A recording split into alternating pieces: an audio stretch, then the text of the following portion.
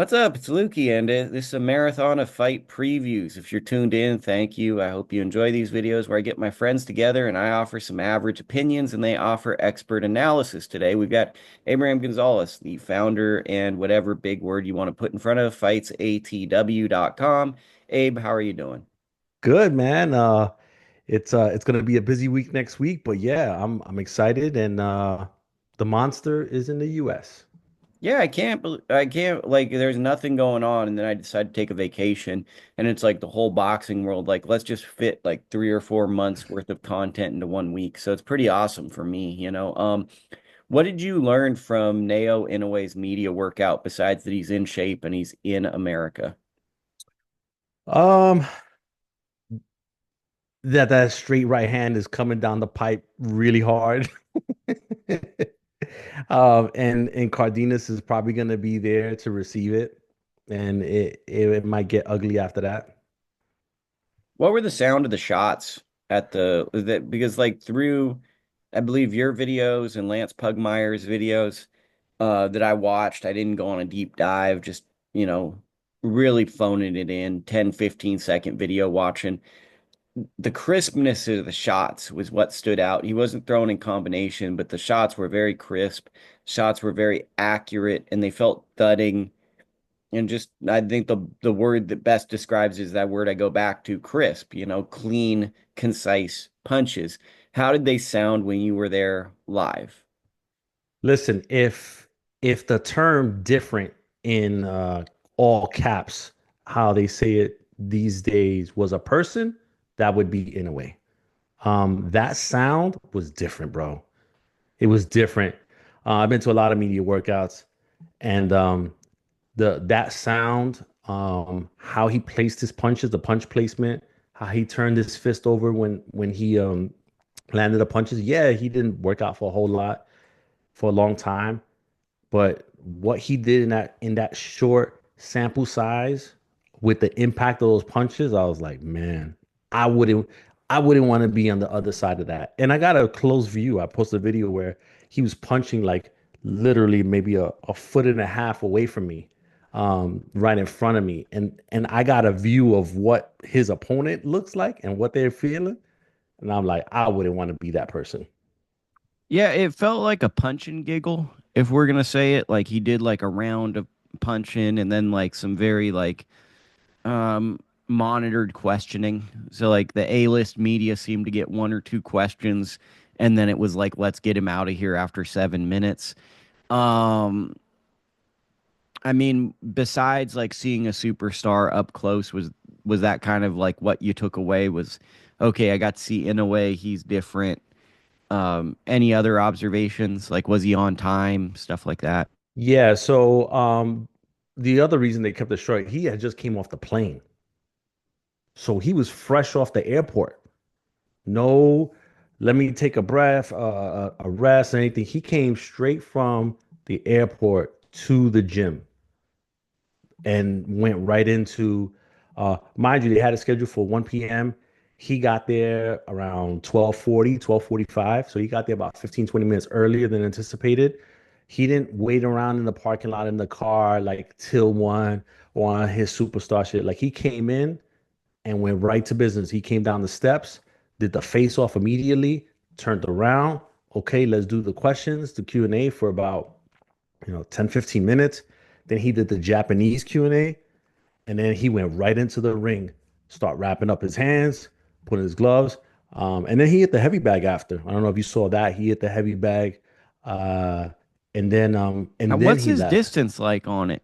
Where does he extend on the shots? I didn't see that. What did you see there? Yeah, so not too far out, like really like mid-range stuff, like high impact stuff.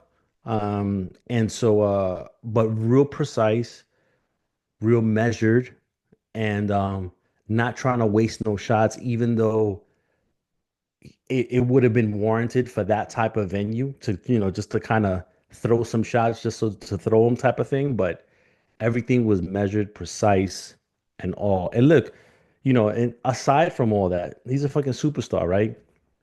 The people commented on the video, not only were they commenting on that, but they were also from the Japanese culture, they were also on that fashion sense, like, how his makeup was as far as like the glasses, the hair, the clothes, a little bit of jewelry that he had on. So this guy, he attracts it all. Not only the boxing stuff, but like the pop culture Japanese stuff too.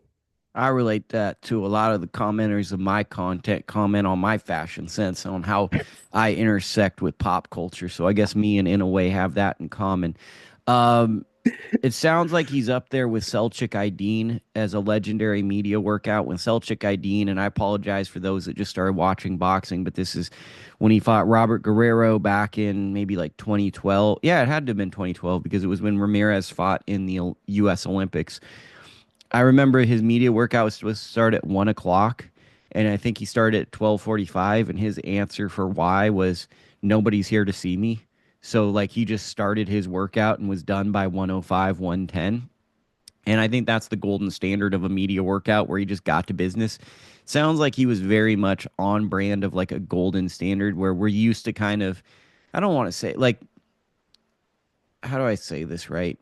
I feel like a lot of American fighters like running late because it shows a level of stardom, whereas maybe some foreign fighters, Japanese, even Eastern European fighters, like I don't think Usyk would be running late to a media workout or Bivol. There seems to be like a cultural difference between stardom with boxers currently, and the fact that we don't have a lot of American fighters, in my opinion, in the pound for pound list is kind of like showing that difference a little bit. And it sounds like Inoue is very much that professional's professional, gets off the plane, jumps straight into a media workout. 1000%. And listen, and that's why, like, when I asked him the question that I did, which was about, why he took the time to call out Junto at the award ceremony at that very moment, he was like, "Hey, do you guys want to see the fight?" And everybody agreed. And he was like, "That's why, because everybody wants to see the fight. So that's why we're doing it." And those are the fighters I like, where it's like, yeah, let's just make a good fight. Like I know what's there. A couple of things for people looking for obvious analysis and not us just like praising in a way. Like they're coming into this video to like, you know, look for that as I burp and just everyone will comment just on that burp and how bad the audio was in that moment. Um, Is there any chance that like jet lag could play a factor in this fight? Because I mean, I'm the king of jet lag. I feel like I get 4 to 5 days of jet lag. He's cutting weight. I'm sure he's around weight. But is there any chance that, he's cutting it a little too close and that could be a factor? No, because I mean, listen, he came in on Wednesday, so he's gonna have what, 13, 14 days before fight night. Nah, I don't think that's gonna be an issue. I think that he was very comfortable on his way over here. I'm sure he probably had like a queen bed on that plane, and he's good. He's good. He did look big though, as far as his frame, very distinct V shape. But I just think that he's still probably a few pounds out from getting down to 122. Yeah, I've never seen him in person. I'd imagine he looks like a featherweight would be my guess. Yes. Yes. So Because that would because be next to Emiliano, he was pretty much like right there. so the other thing is Cardenas pretty dangerous guy for this spot. He's not the most talented guy, but he's a workhorse and he hits really hard. He had a hard last fight on Pro Box TV that I watched. It was very competitive. Styles make fights, and I do think there is a world where Cardenas is a tough in a way opponent because he'll punch with him. And guys with power who will punch with in a way we've seen. I'm not saying he's as talented as Neri, but he has some of the traits that Luis Neri had. Is there a world where he can drop in a way, or he can cause in a way to have to think and maybe go into those later rounds? If he catches them, yes. I 100% believe that because when Cardenas was hitting that pad, ooh, you heard that deep echo sound throughout the gym. He was hitting that thing hard. And I quickly realized, maybe some of the intimidation factor from his previous opponents on that. I do understand his defensive flaws, and that's probably what they're looking to expose. But if he catches Inoue, It's going to be really interesting. Really interesting. The first thing I thought for Inoue when he took this is a dangerous, high risk, low reward fight because you're getting in there with a real puncher. He's been dropped by a real puncher in recent memory by Neri. Honestly, this guy's probably the most comparable to Neri since fighting him. And most fans are going to go, who is this guy? In a way, should just steamroll him.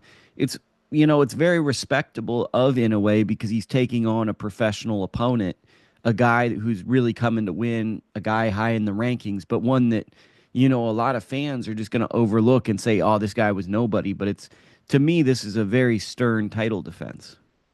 100% agree with you. And he's coming into it like full of confidence, knowing that people are counting him out, and that's okay with him. He's coming in to prove a point. His trainer Joel Diaz is was telling anybody who would listen that he's about to shock the world. So it'll be an interesting fight. I think it'll be more interesting early on than what people may anticipate. Awesome alpha male stuff. How were they when they faced off? Like, did you pick up any body language? No, they did it quickly. Um, in a way, they did it quickly, then in a way extended his hand to shake it. So real business like face off. It wasn't no like intense, it was real business. And I think that Cardenas took it that way as well and didn't try to make too much out of it. So to me, that's a good sign for both guys. It shows that there's not a lot of nerves for either guy. They're showing up to really bring it. A lot of times when you see guys, with that stuff, that's some heebie-jeebies and some cobwebs in the ceiling. Okay, for those that are watching on YouTube or podcast listeners, this is the end for you. And if you want to catch the rest of this, you got to go to my newsletter, which is now free, and you get an extended preview, which is the undercard that starts right now. How cool is that, Abe? Rafael